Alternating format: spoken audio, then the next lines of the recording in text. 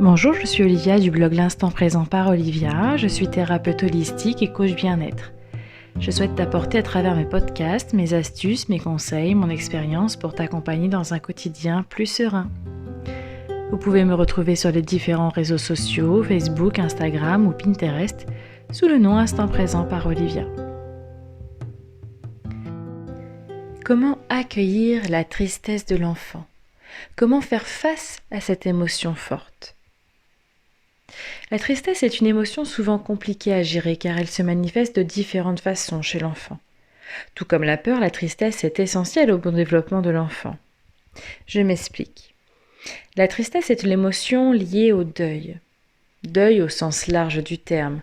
On entend par là la perte pas uniquement d'un être cher, mais de toute chose.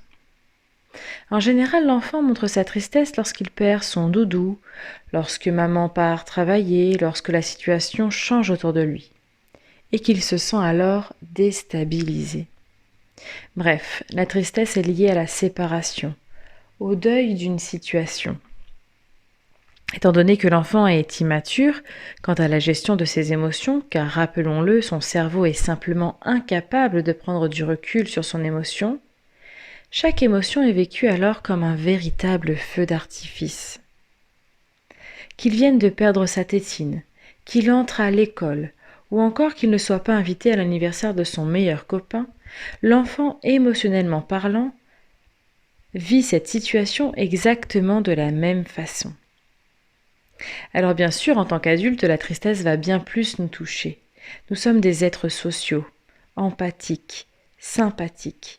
Et voir l'autre triste développe en nous la même émotion. C'est ce qu'on appelle les neurones miroirs. La souffrance nous touche en plein cœur, et encore plus lorsque ce sont nos propres enfants. Comment accueillir la tristesse de l'enfant ? Tout d'abord, ne pas l'étouffer.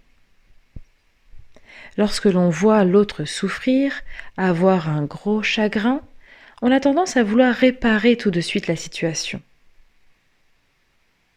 à étouffer cette tristesse. Oh, ce n'est pas grave, dirons-nous, et on donne tout de suite autre chose en main à l'enfant. Pourtant, l'enfant a besoin de passer par cette émotion pour grandir, pour comprendre, et il a besoin de faire son deuil. On imagine mal dire à un ami qui a perdu, par exemple, son conjoint, « Allez, ce n'est pas grave », et lui présenter une autre personne tout de suite. Pour l'enfant, c'est pareil. Acceptons que l'enfant soit triste, qu'il ait du chagrin, qu'il vive son deuil. Deuxièmement, accueillir son émotion. Mais comment faire ? Même si l'enfant doit vivre son émotion, nous sommes là pour accueillir cette émotion, l'accompagner dans cette déchirure. Attention, faisons bien la différence entre l'empathie et la sympathie. Prenons cet exemple. À l'enfant qui vient de laisser s'envoler son ballon, on lui dira plutôt « Oh, tu dois être triste que ton ballon se soit envolé », plutôt que « Mon pauvre petit, moi aussi je suis triste pour toi ». Nous comprenons sa tristesse, mais nous ne la faisons pas nôtre, car ce n'est pas l'aider. Quand une personne est triste en général, l'autre a besoin de soutien, et non que l'on sombre avec elle. Troisièmement, soutenons physiquement cette émotion. Le soutien physique est très important pour n'importe quelle émotion vécue, mais d'autant plus avec la tristesse. Réconfortez l'enfant, prenez-le dans vos bras. Il se sent en totale insécurité quand il vit cette émotion, et pour le rassurer, rien de mieux que les bras de ses parents ou encore adultes référents. Prenez-le dans les bras jusqu'à ce que vous ressentiez véritablement le pic émotionnel redescendre. Là, vous pourrez lui proposer une alternative à sa perte. Quatrièmement, rebasculer l'émotion avec du positif. La tristesse, vous l'avez certainement remarqué, prend beaucoup d'énergie. Elle crée un grand vide émotionnel.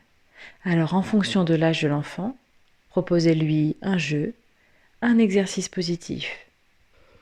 Et dernier conseil, montrez-lui l'exemple.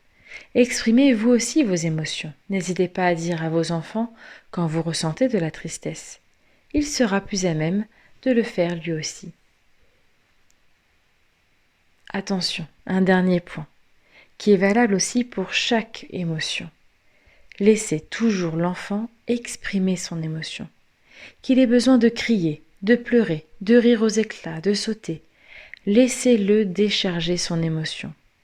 Ne le culpabilisez pas avec des phrases du genre « Arrête, on dirait une fillette » ou encore « Tu n'es qu'un petit comédien ». Mais n'aggravez pas la situation en dramatisant l'émotion. Il a besoin, avant tout, de soutien et de sécurité. Non, l'enfant ne fait pas de caprice. Non, il ne fait pas de la comédie. Il fait juste comme il peut avec ses capacités motrices et intellectuelles.